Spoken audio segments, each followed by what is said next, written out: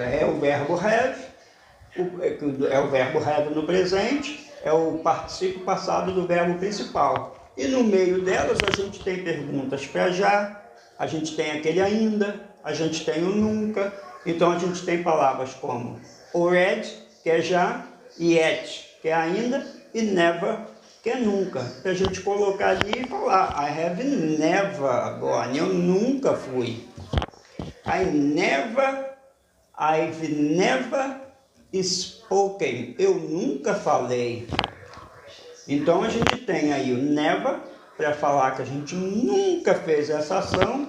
A gente tem o yet, para dizer que ainda não fizemos essa ação. E nós temos o already, para dizer que já fizemos essa ação. Então, cara, isso é maravilhoso, esse verbo. É maravilhoso, é um dos verbos bem mais explicativo dentro do inglês. Por isso que a gente consegue entender bem as explicações quando se trata do presente perfeito. Porque quando não é o presente perfeito, a gente não é que não entenda, é que a gente precisa fazer um estudo mais profundo ainda do que o presente perfeito. O presente perfeito a gente precisa entender que o verbo lá na ponta, que é o particípio passado, a gente só precisa decorar os verbos como eles ficam no particípio passado. Aí, através da lista de verbo irregular, a gente consegue isso. Porque se você colocar aí, eu já falei isso algumas vezes, né? Se você colocar no Google, lista de verbos irregulares em inglês, vai aparecer milhões de páginas com uma listinha ali de verbo. Aí você vai ver o presente, o passado e o particípio passado. Vai estar sempre assim, infinitivo, past, past participle.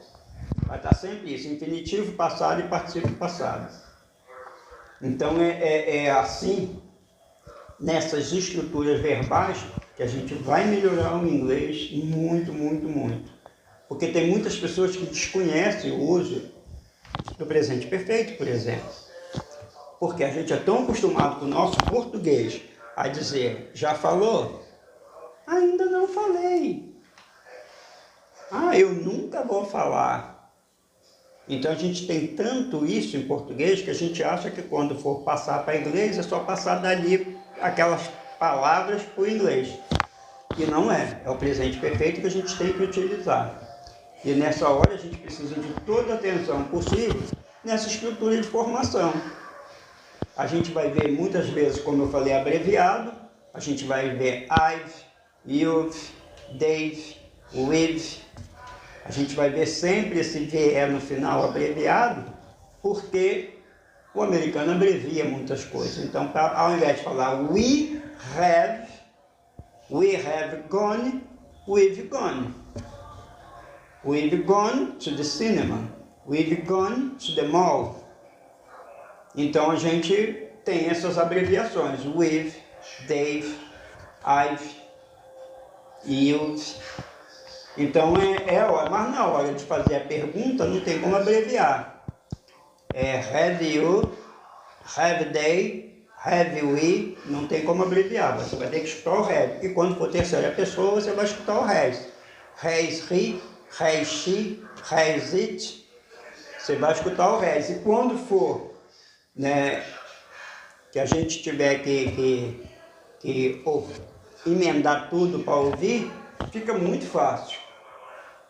Porque é outra coisa que a gente precisa entender. Quando se conhece, acabou a dificuldade. A dificuldade é quando a gente não conhece, quando a gente não entende, quando a gente não consegue jogar para frente. Aí a gente precisa entender que se não conhecer fica difícil. Aí fala, inglês é difícil. Sim, se a gente não conhece. Quando a gente conhece, fica fácil. Tinha os gibis, né, do Walt Disney, quando eles eram bastante famosos, né, a pessoa comprava muito aquilo ali para as crianças, então adulto, criança, todo mundo curtia muito esse tipo de literatura infantil, que eram os gibis do Walt Disney. ele tinha uma personagem que é o Zé Carioca, né? Que foi um papagaio que morava no morro, no Rio. Foi quando o Walt Disney esteve no Brasil, ele foi encantado e acabou criando esse personagem em homenagem ao Brasil, que era o Zé Carioca, e tinha um filme com ele, né? Se procurar no Google aí, acho que acha. Tem um filme com ele que é Have You Gone to Bahia? Você já foi à Bahia? Era um filme quando o Zé Carioca vai à Bahia. Então estava lá com o Presente Perfeito. O nome do filme em inglês é Have You Gone to Bahia? Você já foi à Bahia? Então, quer dizer, é muito bom quando a gente começa a ter conhecimento, porque acaba as dificuldades, acaba. Se você vai falar que nunca fez uma ação, você tem que usar o presente perfeito. I've never spoken to Xuxa. Nunca falei com a Xuxa. Então isso mostra que eu nunca fiz o quê? Esta ação. Eu nunca pratiquei tal ação. Porque eu uso o presente perfeito para demonstrar, como eu falei, uma ação que eu nunca fiz, eu vou usar o never. I've never gone. Eu nunca fui. Se eu ainda não fui, mas pretendo, tenho vontade, posso querer ir, eu uso o yet. I haven't gone yet. Ainda não fui. Se eu já fui, eu uso o already. I have already gone. Eu já fui. E se eu faço só o presente perfeito simples, perguntando a pessoa, eu não posso perguntar muito com already, eu não vou perguntar, eu pergunto simplesmente só have you gone? Já foi? A tradução sai no já porque a gente em português fala assim. Ali você não está vendo already, mas ali tem ido. Have you gone? Tem ido. Have you gone? Você tem ido. Have you gone to the mall? Você tem ido ao shopping? Então eu pergunto dessa forma direto. Eu quero saber se você tem ido ao shopping, tem assistido o filme, tem visto Netflix, tem entrado no Instagram, tem falado com a sua prima, com seu primo, tem visitado a sua avó. Então eu pergunto dessa forma. Have you e coloca ali o verbo no particípio passado. Have you visited your grandma? Você tem visitado sua avó? Então eu pergunto dessa forma. A resposta você vai me dizer se nunca, se já ou se ainda. Usando essa estrutura do presente perfeito. Eu espero que vocês estejam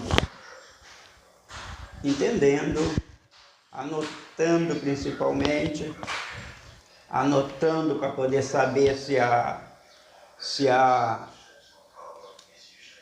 o que está escrevendo está correto, se está entendendo o som correto.